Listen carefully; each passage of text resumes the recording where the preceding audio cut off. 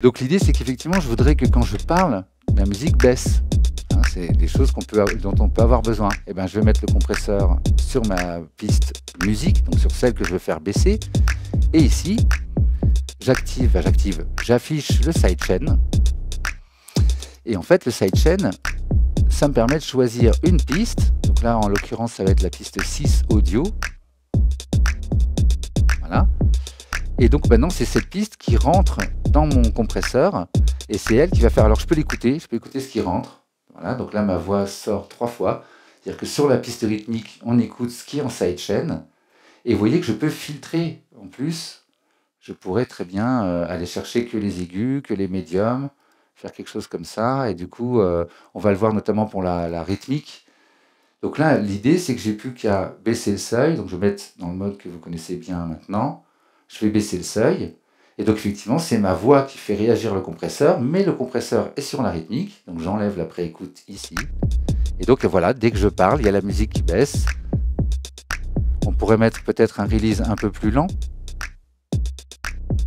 un ratio un peu plus fort, voire baisser le seuil. Et donc du coup, dès que je parle dans le micro, il y a toute la musique qui baisse pour laisser de la place à ma voix. Et dès que j'arrête, ça remonte. Là, on peut se mettre en niveau pic, par exemple. Ça peut être plus intéressant pour que ce soit plus réactif. On peut bien sûr augmenter le ratio pour que ce soit encore plus réactif et que vraiment il écrase complètement. On pourrait mettre le nid encore plus grand, c'est-à-dire que si je me mets à parler tout doucement, il commence déjà à compresser. Ou au contraire, se dire, non, on va mettre un seuil très bas. Et en fait, même si je chuchote, ça compresse déjà beaucoup. Vous voyez un peu l'idée. Donc voilà, vous avez compris maintenant comment ça marche, comment tous ces réglages fonctionnent. Et là, alors j'ai l'impression que le micro reprend mon casque, c'est un peu bizarre, il y a des choses qui réagissent même quand je ne parle pas. Bon, vous avez compris le principe. Il y a un sidechain qui est très très courant aussi, je vais quand même vous le montrer. Donc j'ai fait une deuxième compo avec mes... Attendez, je vais masquer ça, ce sera plus simple. En fait, l'idée, c'est qu'on a donc la basse qui va réagir au kick. Donc je pourrais prendre mon compresseur, j'active le sidechain, et effectivement, là, je vais utiliser... Donc je sélectionne la bonne piste, Alors soit c'est une rythmique sur une piste audio où je ne peux pas avoir accès au kick séparé. On va commencer par ça. Donc dans ce cas-là, je crois que c'est la 2. Ouais, c'est ça. Attendez, je vais avoir besoin quand même de la section mixeur. Je vais juste enlever les entrées-sorties. Ma voix, voilà, ce sera plus simple. Je n'entends plus la basse. Ah oui, c'est normal, oui. J'ai mis un sidechain. Donc effectivement, là on entend la rythmique, d'accord, alors que normalement c'est la basse. Bon, donc effectivement l'idée c'est que je vais pouvoir filtrer pour dire, en fait c'est le kick. Là j'ai choisi ce filtre, une fréquence plutôt grave, et donc maintenant effectivement c'est mon kick qui va faire réagir le compresseur, qui est sur la basse.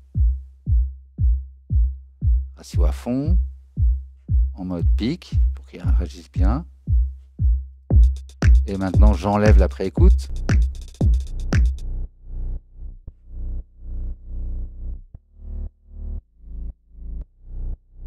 C'est vraiment ça qu'on veut.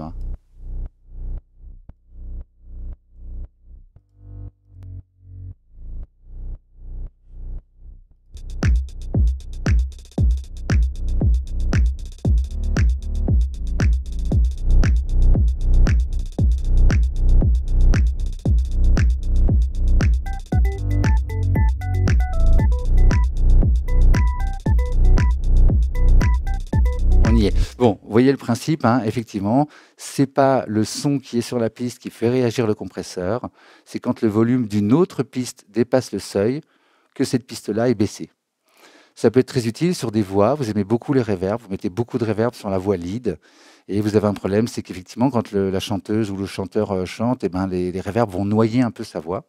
Vous pouvez très bien mettre comme ça un compresseur sidechainé sur la reverb, qui écoute la voix, qui fait qu'effectivement, alors il faut régler le seuil, là il faudra écouter ce que ça donne et tout ça, je ne peux pas vous donner plus de conseils que ça, mais l'idée c'est que quand la voix va dépasser un certain seuil, la reverb est baissée, donc elle est là mais on l'entend moins, et vous allez voir, le public s'en rendra même pas compte, et effectivement, dès que la voix va s'arrêter, la reverb va remonter, et vous aurez cet effet d'énorme reverb qu'on entendra plus quand la voix s'arrête.